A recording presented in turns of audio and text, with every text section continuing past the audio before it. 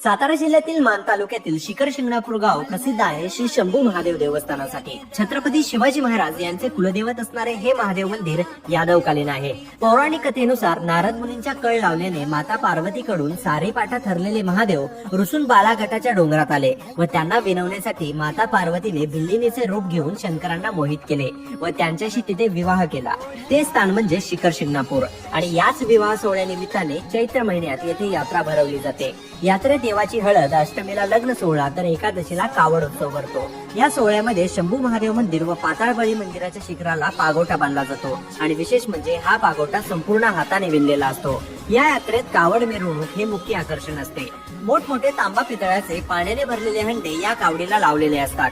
ही अतिशय जड कावड डोंगराच्या कड्यातून म्हणजेच मुंगी घाटातून मानवी साखळीने ओढत डोंगरावर नेतात। सासवडच्या एकतपुरीची संत भुतोजी तेली यांच्या कावडीस येथे प्रथम मान आहे। शिखर शिंगणापूरचा महादेव हा मोठा महादेव म्हणूनही ओळखला जातो। असा शिखर शिंगणापूरचा शंभू महादेव संकटात धावणारा व नवसाला पावणारा अशी त्याची ख्याती आहे। मित्रांनो, तुम्ही कधी या शिखर शिंगणापूरच्या यात्रेला गेले आहात का हे मला कमेंट मध्ये नक्की सांगा आणि मला फॉलो करायला विसरू नका।